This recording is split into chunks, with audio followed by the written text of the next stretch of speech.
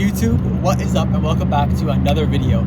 Today we're going to talk about something that isn't the greatest thing to talk about in my opinion. It is because I've made a lot of mistakes in the Pokemon hobby, a lot. I want to be transparent, and these three things I think are very avoidable, and hopefully I avoid them in the future, but I'm putting them out there so someone can recognize them and say, oh, maybe I'm doing the same thing. My first mistake investing in Pokemon, from what I've seen, from what I've experienced, and this is not everyone, maybe my mistakes are someone else's successes.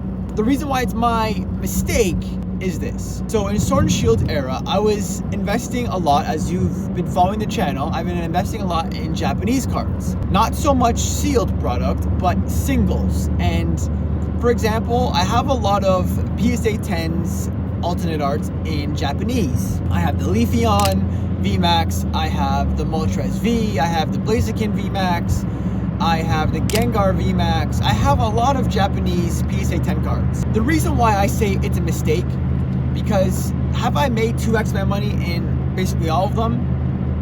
Majority of them, yes. Daddy, chill. But if I'm just gonna use the Gengar VMAX for example, if I bought this exact card in English, I like 3x, 4x the price of what I paid for the Japanese one. At the time I was buying this Gengar VMAX, it was around $500 in English for a PSA 10, and it was about $600, $700 for a Japanese one. The reason why I bought Japanese is because I've said it a plethora of times, but the quality is black and white. Japanese alternate arts were way better than English. That was the reason why I bought Japanese cards. Another reason why was because, in my opinion, at the time, it was harder to get the Gengar VMAX in a Japanese set because it came from a deck versus Fusion Strike. Fusion Strike hit rates were horrible, yes, but also that's something that played in my mind was PSA 10 population report. If you look at the population reports, the Japanese one is a lot lower than the English one. All of that being combined, I thought, I'm an idiot! The Gengar and the majority of the Japanese cards were going to outweigh price-wise in a PSA 10. Look back today, and that's nowhere near the truth. The Japanese right now is about, let's say, 1.2 to 1.5. The price fluctuates, obviously. The English one is around $2,000. If you spent $500 to $2,000, you 4 extra money. If you spent 500 to 1.2 to 1.5, you 2x to 3 extra money. Is it a big mistake? No, I still made a lot of money investing in these cards. But my point is allocation of money matters. The difference between $500 to $700 is massive to me. And let's say if you have like 3-4 copies, that's $2,000 plus. And these are all Canadian prices, by the way. This is not USD. The reason why I made a big mistake is because I look at these English cards, for example. Look at the Umbreon VMAX. $4,000 for a PSA 10. $2,000 for a Gengar VMAX. A Giratina V. Crazy prices. Crazy prices, even though the population reports are higher. But if I'm paying the same amount for English versus Japanese, this was my thesis back then, was I'm gonna pay the same price or a little bit more for something that is sought after but has less in the population, meaning the PSA 10 reports are lower.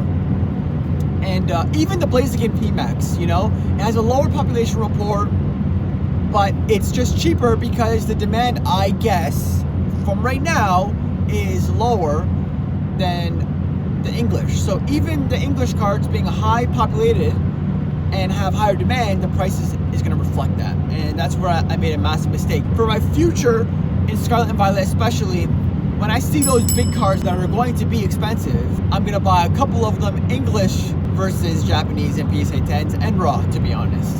So let me know what you guys think about that, because I made the mistake. Have you guys made the mistake? Let me know, because I'd be very curious. Even though the quality is nowhere near Japanese cards, I'm just going to stick to English cards, I think. Next one on today's video is simply not buying enough sealed product. This is a massive mistake, and it's a good problem to have. Don't get me wrong. It's a beautiful problem to have. Okay. It's the same thing with buying stocks, real estate. You should have bought more of this because you made so much money. It's a good problem to have, and I think honestly, you'll always have this problem. But with me, it's a problem because of this. For example, in Sword and Shield, I made so many good investments. I have Chilling Reign, Brilliant Stars, Evolving Skies. I only have one booster box of Evolving Skies. And I remember buying this at $200.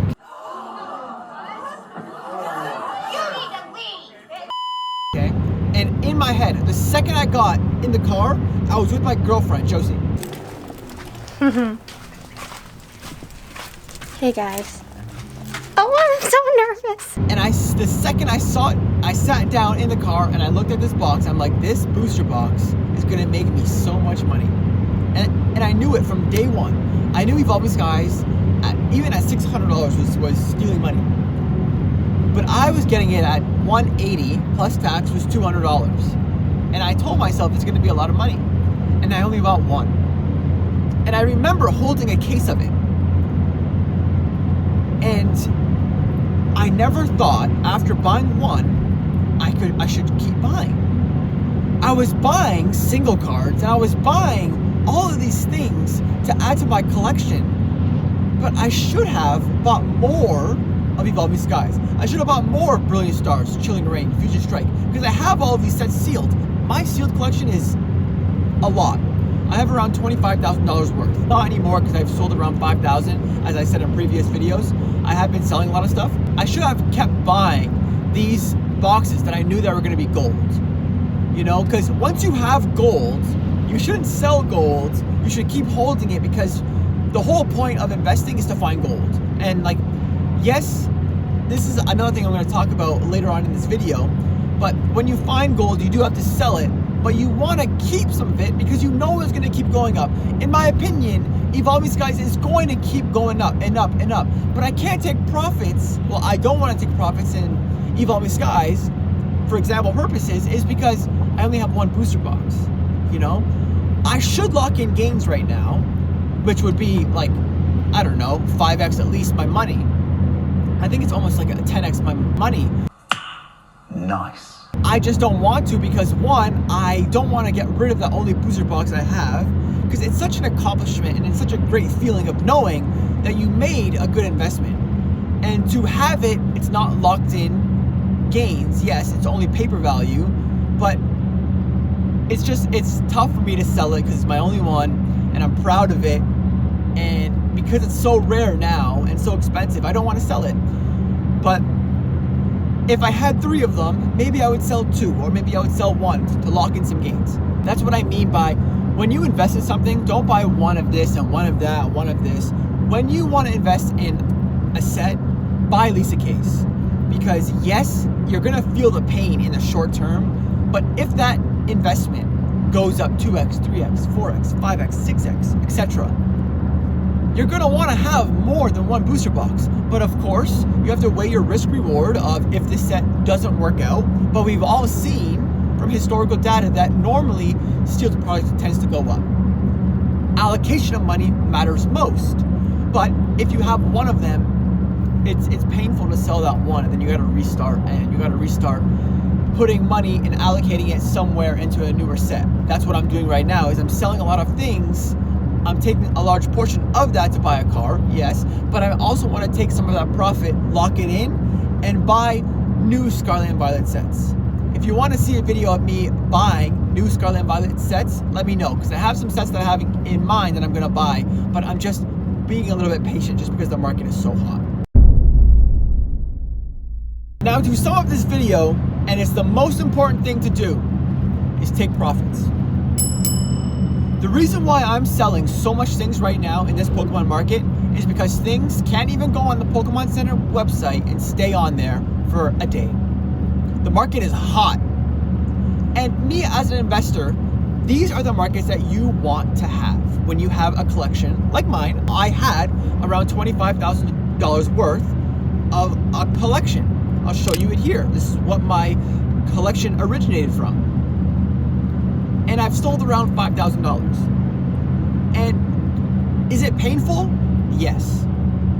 But I'm reading this book and it's Stop Acting Rich. And it just opened my mind to make this video on, if you don't take your profit, all you have is a paper value investment. It's not real net worth. So for example, this $25,000, right? If I never sold it, I am not worth this $25,000, or my collection is not worth this $25,000. Because if the market died down and now it was worth $15,000, I didn't lose $10,000, but now my portfolio is worth less. Versus if I was to sell at $25,000. Of course, this is common sense. Everyone's like, what the hell? Like, shut up. Like, this is obvious. Yes, right? But people think, for homes, for example, I don't know where you guys live, but in North America, homes have been booming, right? And where I live, homes are around $1 million. But is everyone living in that home a millionaire? Absolutely not. Their home might be worth $1 million, but they're not millionaires. They have to sell their house in order to be a millionaire. And then it now depends on what they do with that million to decide if they want to keep being a millionaire or they spend it on things that are going to go down in value. So my point here is to sell when you are up. And it's tough because you can't time the market. This is to do with any type of investment in life. You cannot tell when an investment is going to go up or down. But because I've made tremendous amounts of profit with this current collection, I'm deciding to recognize what kind of market that we're in and take profit, because the market is going to go down eventually. And it's up to me to take advantage of the opportunity. And what I'm doing is I'm selling, as I've said 16 million times in this video, but I'm selling so I can actually get what my portfolio is worth. And if it goes down, I'll feel good. If it goes up, I won't feel as good. But I have to recognize how much money that I've made. The whole point of investing is to make money. And if I take that money and I put it elsewhere, I'm okay with that. If the market goes up, let's say another 50%, and I'm up around like 35,000, you know, it's gonna hurt. But at the end of the day, my process is correct, and I'm taking money, I'm making more money, I'm taking in profits, so my net worth actually grows. I sell, let's say $15,000 worth. I take $5,000, put it in my net worth. I take $5,000, I put it in a car. And then I take the other $5,000 and I reallocate that money into more Pokemon cards to regrow again. And on and on and on. And I hope I don't bore you with this, because it's really nerdy like conversation. But if you're watching this video, you like to invest in Pokemon cards. And all of these three things are very important. Allocation of money, taking profit, and buying a significant amount of what you're investing in. All of these things, in my opinion, are crucial things, especially with taking profits, because it's easy to say, or it makes you feel good watching your portfolio go up every single day and knowing that your portfolio is, let's say, $25,000. But it's only worth the $25K when you actually sell everything. And then it's up to you to determine what to do with that money. Let me know how you feel about today's video. Have I explained things correctly? If you're not understanding, I'm so sorry. I'm very terrible at explaining things on YouTube. Hence why I only have like 2,000 subscribers. Well, I haven't been posting much, but I'm not great at explaining things. So let me know if you guys understand correctly. Let me know if you guys disagree or agree. Because right now, as I said, I'm selling a lot of things to allocate money elsewhere and to regrow my collection. Because the market right now is crazy high, crazy hot, and I just don't think it's sustainable. Let me know what you guys are doing. Let me know what you think about this video. I would love to hear the comments, and I'll see you in the next video. Deuces.